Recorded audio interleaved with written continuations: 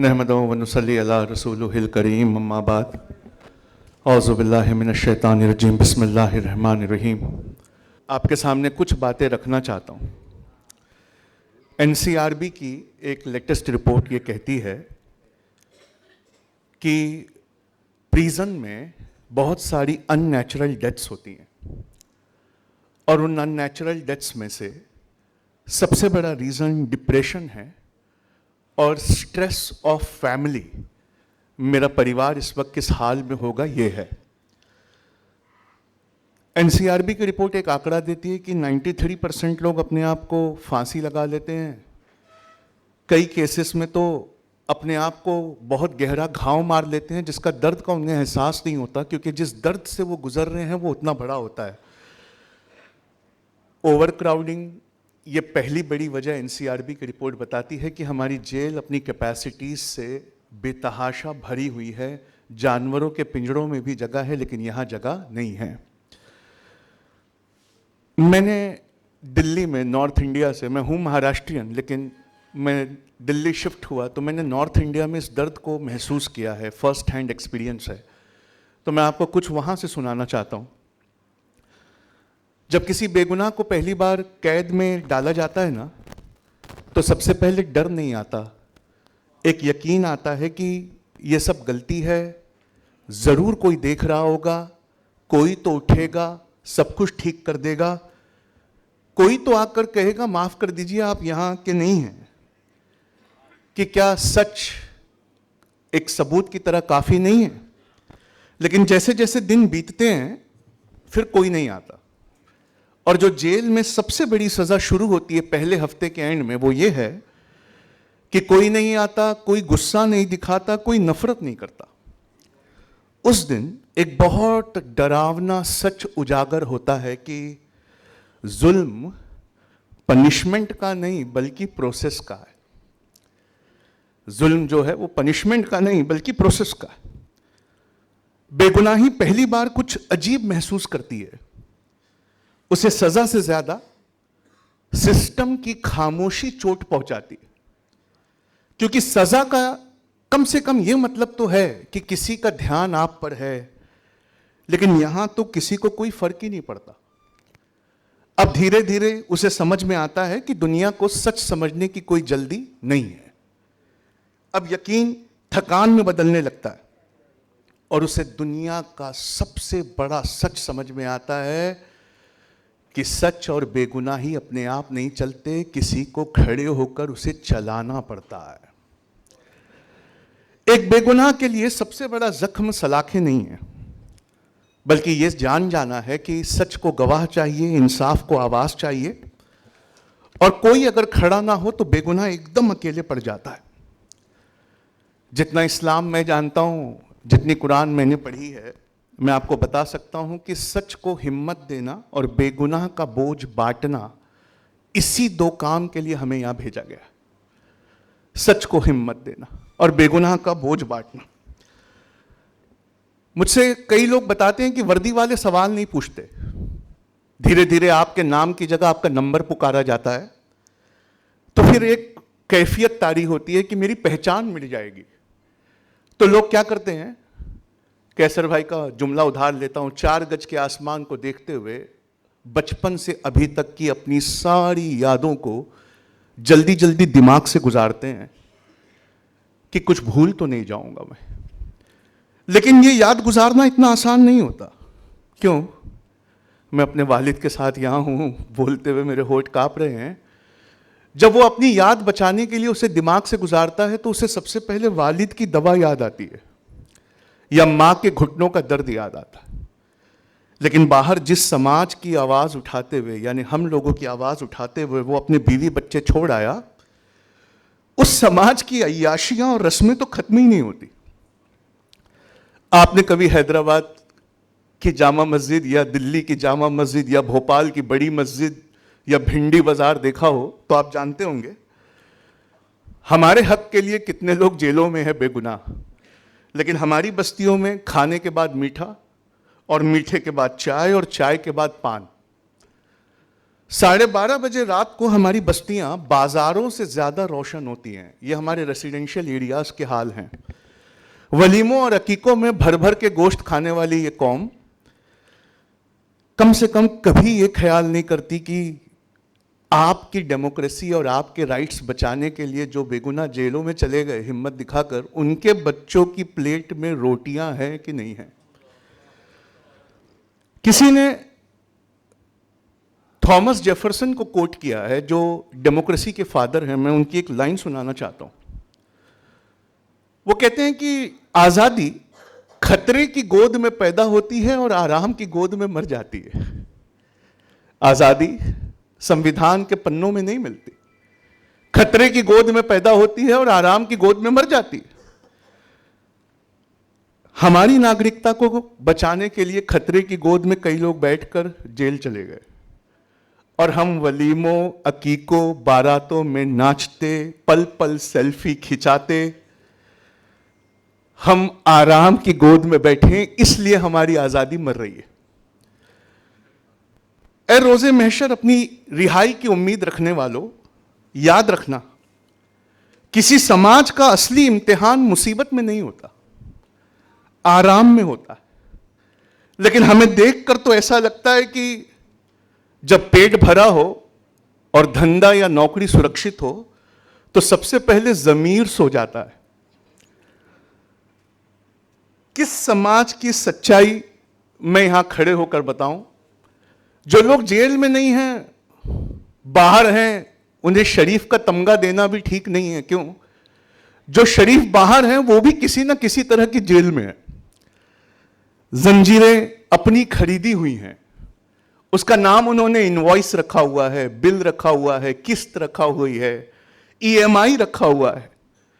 अपनी अय्याशी और अलाइशों को पूरा करने में इस कदर मस्त हैं, अपने कर्ज की किस्त भरने में इस कदर बिजी हैं कि उनसे यह उम्मीद नहीं की जा सकती कि वो आगे बढ़कर उनकी फिक्र करेंगे जो सिस्टम के भेंट चढ़ गए। आजकल एक नई तरह की गुलामी है जिसने हमारे सोचने समझने को बिल्कुल खत्म कर दिया है। अभी साहब कह रहे थे कि हमारा इखलाक किस कदर गिरा है। सोशल मीडिया के एल्गोरिदम्स में एक खास तरह का डिजाइन है। वहां नफरतें भरी जा रही हैं, गुस्सा बेचा जा रहा है, सिंपैथी खत्म की जा रही है, वक्त लूटा जा रहा है। आपको जो फीड आती है वो दुनिया के बाकी उस तरफ जो लोग हैं, जो भी आपका नजरिया है, उसके दूसरी तरफ जो लोग हैं, उनको वो फीड नहीं आती। उनकी फीड में आपके साथ यही होना चाहिए और आपकी फीड में आप मजलूम हैं। तो इससे कोई कॉन्वर्सेशन इस्टेब्लिश नहीं हो रहा। दिल्ली में मैं एक घर गया, वाइफ और बच्चे थे, शौहर को पुलिस उठा के ले गई थी। मैंने कहा, भाभी ये मेरा दोस्त है बड़ा पक्का, क्या इसकी फाइल मिल जाएगी? मैं एक अच्छे वकील का इंतजाम करता हूं। तो सूरह बकरा में अल्लाह पाक फरिश्तों से कहता है कि मैं एक इंसान को अपना खलीफा बना के पैदा करने जा रहा हूं। तो फरिश्ते कहते हैं कि ए रब, तू ऐसे को क्यों पैदा करेगा जो उतना अच्छा नहीं है? तो मेरे रब ने एक लाइन कही, वो सुनने लायक है। मेरा रब कहता है, तुम वो नहीं जानते जो मैं जानता हूं। मैं चाहता हूं कि आज आप जाने मेरा रब क्या जानता है। तो मैंने कहा, भाभी फाइल मिल जाएगी, एक अच्छा वकील मैं खड़ा करना चाहता हूं। तो उन्होंने कहा, भैया जमानत तो बहुत आसान है लेकिन होगी नहीं। बोले क्यों? बोलते हुए मुझे रोना आ रहा है कि 10 बेगुनाहों का नाम लिख के इनको दिया गया है कि तुम साइन करके इन्हें फंसा दो तो कल जमानत ले लो। अपने बच्चों से वो आदमी 6 साल से दूर है क्योंकि वो साइन करके उन बेगुनाहों को नहीं फंसाना चाहता। इसी आदमी को देखकर मेरे रब ने अपने फरिश्तों से कहा था कि तुम वो नहीं जानते जो मैं जानता हूं। अल्लामा इकबाल का एक शेर याद आया कि बदल डाला है अपना अंदाज़े बयां हमने, वरना फरिश्तों की बंद करवा दी थी कभी ज़बां हमने अपना अंदाज़े बयां बदल दिया है। अल्लाह ये नहीं देखता कि हम कितनी बार गिरे, अल्लाह ये देखता है कि हर बार गिरने के बाद हम क्या बने रहे। डिप्रेशन की रिपोर्ट में लिखा है कि जैसे जैसे दिन कटते हैं, हफ्ते घुलने लगते हैं, साल बिना आवाज के निकलने लगते हैं, बाहर बच्चे बड़े हो जाते हैं, मां बाप बूढ़े हो जाते हैं, लेकिन भीतर एक इंसान उसी उम्र में अटका रहता है जिस उम्र में उसे यहां लाया गया था। आज वो दिन नहीं गिनता, नुकसान गिनता है। कौन सी शादी छूट गई, कौन सा जनाजा नहीं देख पाया, कौन सा चेहरा धुंधला हो रहा है। अल्लाह के रसूल कहते हैं कि दुनिया का सबसे बड़ा सदका वो है जो लुकमा निवाला तुम अपनी औरत और बच्चे के मुंह में डालो। अल्लाह के रसूल कहते हैं कि दुनिया का सबसे अच्छा अमल गर्दनें छुड़ाना और गुलामों को आजाद कराना है। अगर अपने बीवी बच्चे के हलक में वो निवाला डालना दुनिया का सबसे बड़ा सदका है, तो उस बीवी बच्चे के हक के लिए लड़ते हुए जो गया, उनकी बीवियों के और बच्चों के मुंह में हलक का निवाला डालना कितना बड़ा सदका होगा। आप सोचिए। सोचिए कि 2 खाने काबा है। कैसर भाई बोल रहे थे उम्रा के पैकेज बंद करो। एक दिन हम सबको किसी ने बताया है, मुफ्ती साहब बैठे हैं, कि पुलसिरात पार करना है, लेकिन अच्छाई और बुराई की लकीर किसी किताब, किसी अदालत से नहीं गुजरती, वो हमारे दिल के बीच से गुजरती है। और हर दिन हम ये तय करते हैं कि उस लकीर के किस तरफ हम खड़े हैं, उस लकीर के किस तरफ हम खड़े। मैंने एक जेल में बेगुनाह से पूछा कि कौन सा दर्द तुम्हें सबसे ज्यादा सताता है, तो उन्होंने कहा कि मां की आवाज हर मुलाकात में थोड़ी और बूढ़ी हो जाती है। छोटे बच्चे पहले सवाल पूछते थे, लेकिन बड़े होते होते बिना बाप के रहने की आदत उन्होंने डाल ली है। का सबसे बड़ा दर्द जो आसमान का सीना चीर दे, का जब मुलाकातें कांच के आर पार होती हैं, हाथ उठते हैं लेकिन छू नहीं पाते। आपने सुना होगा, अभी हम सब के हीरो कह रहे थे कि मकान बिक जाता है मुकदमा लड़ते लड़ते। 2026 की सबसे बड़ी बात बताऊं आपको, मुकदमा लड़ते लड़ते अब घर नहीं बिकता, इल्जाम लगते ही बुलडोजर आकर वो घर गिरा देता है। और यहां बहुत सारे लॉयर बैठे हैं जो जानते हैं कि ईंट और मिट्टी का मलबा नहीं है वो, आर्टिकल 14, 19, 20, 21, 32, 35 का मलबा है वो। वह संविधान है जो बिखरा पड़ा होता है। लॉ के कॉलेज में पहला कंसेप्ट पढ़ाते हैं ड्यू प्रोसेस ऑफ लॉ, कि हर कानून के साथ इंसानियत को मिलाकर पढ़ाते हैं। पर ड्यू प्रोसेस ऑफ लॉ उसी वक्त खत्म हो जाता है जब किसी बेगुनाह का घर गिरा दो तो उसकी आड़ में पूरा परिवार गरीबी रेखा से नीचे चले जाता है। Right to shelter, right to livelihood, right to education, सब चीज छिन जाती है। तो मैंने सोचा फिर इसका सॉल्यूशन क्या है, और इसी पे अपनी बात को खत्म करना चाहता हूं। एक फिलॉसफी की किताब में लिखा था कि करेंसी ऑफ लाइफ क्या है, तो पूछा क्या है, यही आपका सॉल्यूशन है और मेरी निजात है। कहा कि हम अपनी जिंदगी का वक्त बेचकर कुछ रुपया कमाते हैं, हम भी 2 कैद काट कर कुछ रुपया कमाते हैं। मैं अपनी बात कर रहा हूं। 40 साल की उम्र में मैंने 2 कैदें काटी हैं। एक को हम तालीम की कैद कहते हैं, 20 साल की होती है या 23 साल की। उसके एंड में एक कागज दिया जाता है जिसे हम डिग्री कहते हैं। फिर उस कागज को दिखाकर एक जॉब की कैद अगले 20 साल की उसमें हमें डाला जाता है। ये 40 साल गवाकर मैंने थोड़ा सा कुछ कमाया है, लेकिन मैं लौट कर अपनी जिंदगी को जब देखता हूं तो उसमें मैं कुछ भी मिला लूं, मेरे वो 40 साल वापस नहीं आ सकते।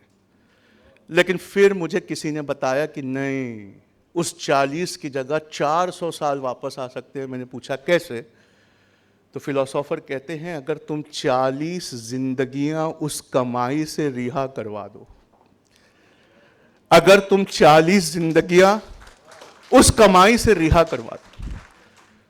कायनात में इनफाइनाइट जर्रात हैं, मेरी और आपकी हैसियत जर्रे की भी नहीं। क्या हमारे यहां रहने या नहीं रहने से किसी को फर्क पड़ेगा?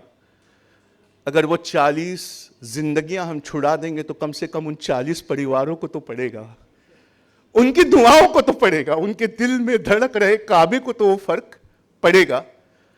हमारे इमाम का एक बहुत मशहूर कौल है, क्या प्यारा कौल है कि हर इंसान को दो जिंदगी मिली है और दूसरी उस दिन शुरू होती है जिस दिन उसे यह एहसास होता है कि उसके पास एक ही जिंदगी है। शायद आप मेरी बात का वजन नहीं समझ पाए तो एक बार रिपीट करना चाहता हूं।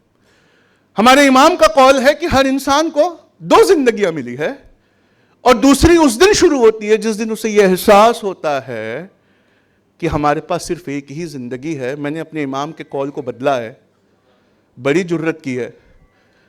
हम में से हर एक के पास दो जिंदगी है और दूसरी उस दिन शुरू होती है जिस दिन हमें एहसास होता है कि एक ही है, लेकिन उस एक जिंदगी से हम कई जिंदगियां चहका सकते हैं, महका सकते हैं, हम कई जिंदगियों को संवार सकते हैं। ए मदमस्त वलीमों में खोई हुई कौमों, ए सवेरे फजर तक जागने को अपना फक्र समझने वाली कौमों, ए छोटी मोटी आमदनी के चक्कर में पढ़ाई बीच में छोड़ने वाली कौमों, मेरे नजदीक इस वक्त अल्लाह की कोई इबादत नहीं है सिवाय इसके कि किसी मजलूम या बेगुनाह को छुड़ाया जाए। आपको एक लाइन बता के मैं अपनी बात खत्म करता हूं कि मुझे ऐसा लगता है कि अगर मैं 40 जिंदगियां छुड़ा पाया global care forum, association for protection civil rights के जरिए, अगर मैं 40 जिंदगियां छुड़ा पाया तो मेरे रब के सामने जब फरिश्ते मुझे पेश करेंगे तो मेरी निजात और मेरी रिहाई के लिए वो दुआ गो होंगे। तो मेरा रब पूछेगा कि तुम इसकी सिफारिश क्यों करते हो? तो वो कहेंगे कि इसने 40 साल की कमाई से 40 जिंदगियां छुड़ाने के लिए जद्दोजहद की थी, मेरे रब तू भी इसको माफ कर दे। इसके अलावा इस वक्त रूहे ज़मीन पर मुफ्ती साहब की मौजूदगी में कह रहा हूँ, कोई और इबादत नहीं है जितनी बड़ी ये इबादत है। इसी के साथ मैं आपसे ये गुजारिश करते हुए कि इन लोगों की मदद करें, इन्होंने बहुत बड़ी हिम्मत की है। देखिए, जो खड़े हुए हैं ना, आबिद भाई, नदीम भाई, इन्होंने वो करके दिखाया है जो हम सब पे फ़र्ज़ है। इनके कंधों को मजबूत बनाइए। बस इसी दुआ के साथ ख़त्म करता हूँ। अस्सलाम वालेकुम।